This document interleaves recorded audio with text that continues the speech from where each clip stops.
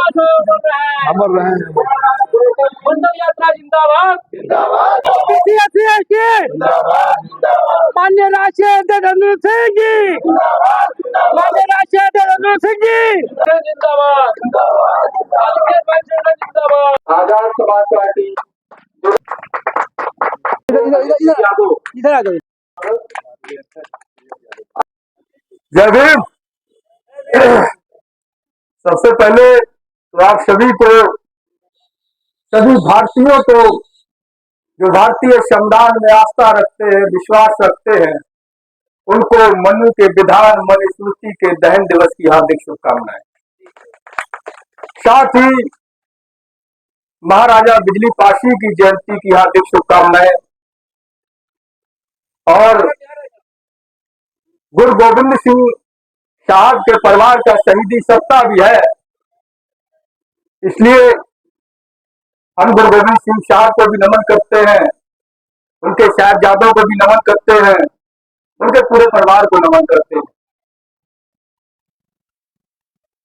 साथ ही यहाँ पर उपस्थित हमारी माताएं, सम्मानित साथी, सम्मानित मंच,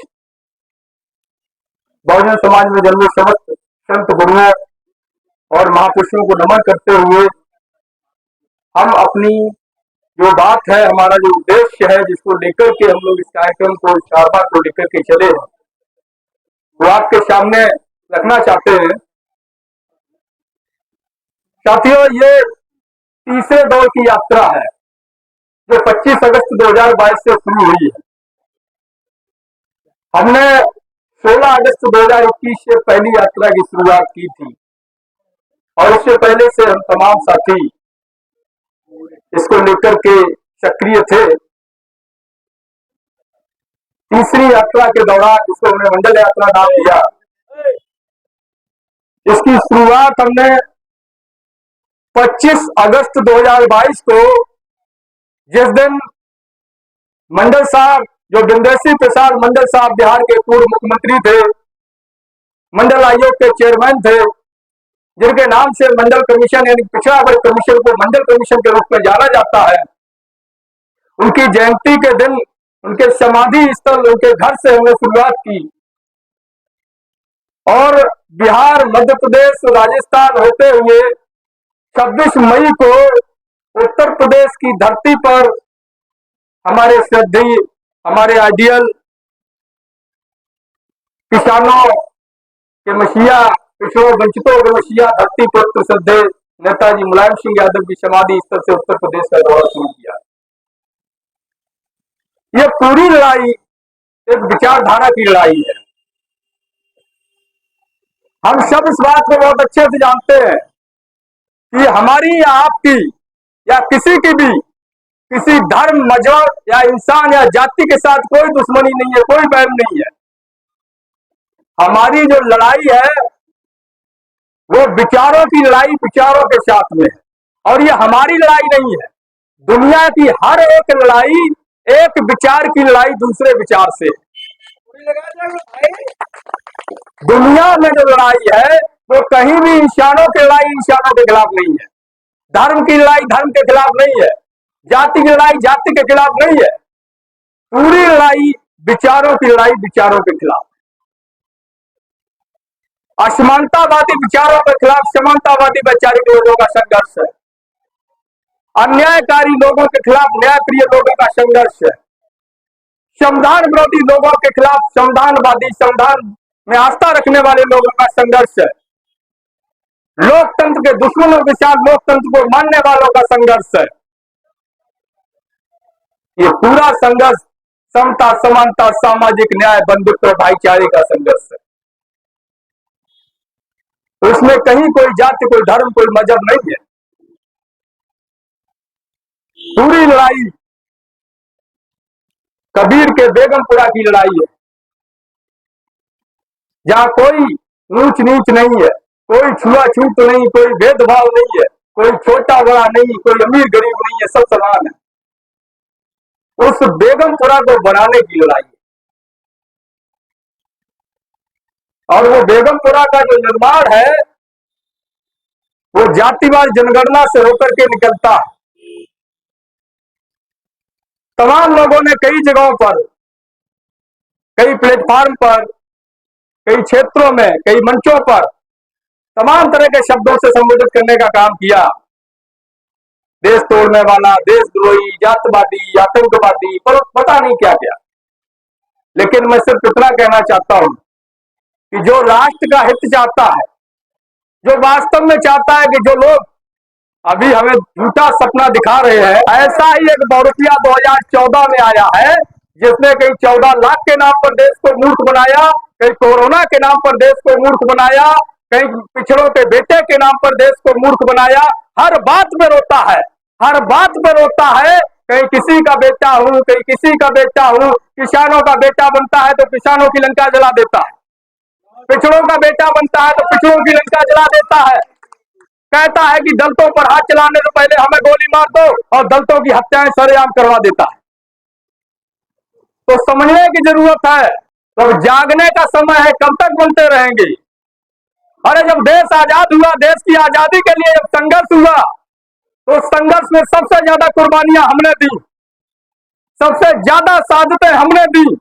और आज भी जब युद्ध होता है तो सबसे ज्यादा लाशें हमारे घरों में आती हैं, बाजर से सबसे ज्यादा लाशें हमारे घरों में आती हैं।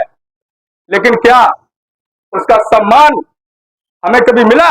बाल गंगाधर तिलक, जिनको लोकमान्य तिलक की उपाधि दी गई, बताइए जरा कि कौन सी उनकी ऐसी करतूत है जिससे उनको लोकमान्य माना जाए? कौन सा ऐसा कर्म किया? क्या इसलिए उनको लोकमान्य मान लिया जाए कि उन्होंने कहा था कि अहिर कोयली कुर्मी का संसद में जाके हल चलाएगा? क्या इसलिए उनको लोकमान्य मान लिया जाए?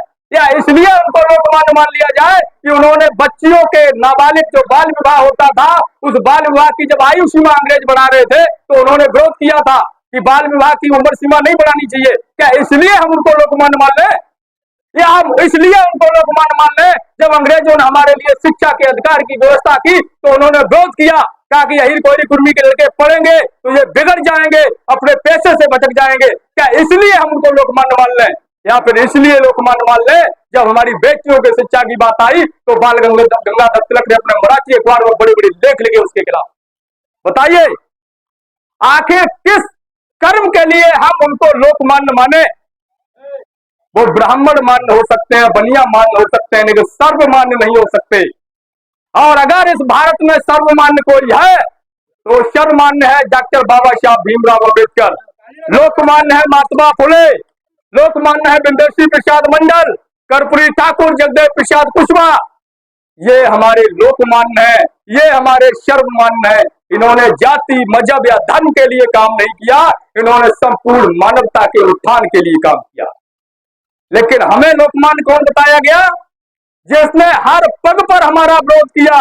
तो भी ओबीसी है। अगर हमारी आबादी 60% है देश के अंदर तो 100 में 60 हमारा होना चाहिए, उसके बाद बंटवारे का नंबर आएगा। 100 में 60 हमारा है, उसके बाद बंटवारा है। तो पहले तो 100 में 60 जो हिस्सा है वो हमें दिया जाए। एससी का 100 में अगर 20 है, 22 है, 25 है, 30 है, एससी को उसका हिस्सा दिया जाए, एसटी को उसका हिस्सा दिया जाए, और सामान्य वर्ग का जो भी बनता है उसको उसका दिया जाए। हम यहां बेईमानी की बात नहीं करते क्योंकि हम किसान के बच्चे हैं, हम किसान के बेटे हैं। और सर छोटू राम साहब ने बहुत पहले किसानों के बात समझा दी थी, सिखा दी थी, क्योंकि पश्चिम से आते हैं तो सर छोटू राम को जानते हैं और मानते हैं। उन्होंने हमें सिखाया था बहुत पहले कि हे मेरे भोले किसान, तू मेरी 2 बात ले मान, एक तो बोलना सीख जा और दूजा ले दुश्मन को पहचान। एक तो बोलना सीख जा और दूसरा दुश्मन की पहचान कर ले। हमारा दुश्मन कौन है? हमारा दुश्मन वो नहीं हो सकता जिससे हमारी खेत की मेड़ काटने को लेकर के लड़ाई हो गई है। हमारा पड़ोसी हमारे घर खानदान का है, हमारे समाज का है, ओबीसी है, एससी एसटी है, हमारी उससे लड़ाई होगी किसी बात को लेकर, रुपए पैसे को लेकर, तो वो हमारे दुश्मन हो गया? नहीं, वो तो थोड़ी देर का दुश्मन है। साल 2 साल 4 साल बाद आपकी दुश्मनी खत्म हो जाएगी। लेकिन असली दुश्मन वो है जो आपके बच्चों का अधिकार छीन रहा है और जो उसको अधिकार छीनने में मदद कर रहा है। ये 2 हमारे असली दुश्मन है। अधिकार छीनने में मदद करने वाला व्यक्ति हमारे घर का हो सकता है लेकिन वो हमारा दुश्मन है, हमारे जाति का हो सकता है लेकिन वो हमारा दुश्मन है, क्योंकि वो हमारे दुश्मन को मदद कर रहा है हमारे बच्चों के अधिकार खत्म करने में। जैसे कि इस समय प्रदेश में तमाम लोग हैं जो ऊंचे ऊंचे पदों पर बैठे हैं, विराजमान है, सत्ता के साथ है और बच्चों के अधिकारों को छीनने में शामिल है, वो हमारे दुश्मन है। तो हमारी जो मांग है, लड़ाई शुरू होती है जातिवाद जनगणना से, क्योंकि जातिवाद जनगणना राष्ट्र निर्माण की आधारशिला है। बगैर आंकड़ों के हम कोई प्रोग्राम नहीं कर सकते। ये छोटा सा प्रोग्राम है, आपने मान लीजिए समोसा ये सब व्यवस्था की है, तो आपने पहले काउंट किया ना कि कितने लोग, गिनती की, उसी हिसाब से कुछ ज्यादा मंगा लिया आपने कि भाई 2-4 लोग अगर और आ गए तो काम हो जाएगा। जब इतने छोटे से प्रोग्राम के लिए ये समोसा आप बगैर गिनती के नहीं मंगा सकते, संख्या जाने लोगों की। तो ये देश के जो धूर्त हुक्मरान है, जो ठग और लंपट बैठे हुए हैं, ये 132 करोड़ आबादी में ये कैसे तय कर ले रहे हैं कि ओबीसी को इतना फंड देना है बगैर नंबर के, ओबीसी के बच्चों को इतनी स्कॉलरशिप चाहिए, ओबीसी के बच्चों को इतनी वैकेंसी चाहिए, ओबीसी के बच्चों के लिए यही व्यवस्था केवल चाहिए। कैसे तय कर ले रहे हैं जब उनके पास कोई आंकड़ा ही नहीं है? खुद से सोचिए, एक छोटी सी व्यवस्था हम नहीं कर पा रहे हैं और ये 132 करोड़ की आबादी में से निकाल के कह रहे हैं कि नहीं हमने तो कर दिया भाई, हो गया। तो ऐसे नहीं चलेगा। पूरा आंकड़ा निकालो और जिसकी जितनी संख्या के अनुपात है उसकी भागीदारी सुनिश्चित करो। उसके बाद मंडल कमीशन की जो 38 सिफारिशें शेष हैं, उन 38 सिफारिशों को लागू करो संपूर्ण तरीके से। अभी जो मंडल कमीशन देश के अंदर लागू है साहब, वो आधा अधूरा लागू है। जो सिफारिशें लागू है वो आधी अधूरी लागू है। मंडल कमीशन तो चौथाई भी लागू नहीं है, क्योंकि उत्तर प्रदेश में 27% है, बिहार में भी मिलता है, अब तो बढ़ गया है। बिहार में जाति जनगणना के बाद SC ST OBC तीनों को लाभ मिला, तीनों का आरक्षण बढ़ा। तो जब देश स्तर पर जाति जनगणना होगी तो देश में भी तीनों का आरक्षण बढ़ेगा, तीनों को लाभ मिलेगा। अब जो है जरूरत यह है कि इस पूरी लड़ाई में संगठित होकर के लड़ा जाए और 17 फरवरी को इस यात्रा का समापन होगा और 17 फरवरी 2024 को अयोध्या फैजाबाद रोड लखनऊ में स्थायी आंदोलन की शुरुआत होगी और ये आंदोलन अनिश्चितकालीन चलेगा जब तक हमारी मांगे नहीं मानी जाती हैं।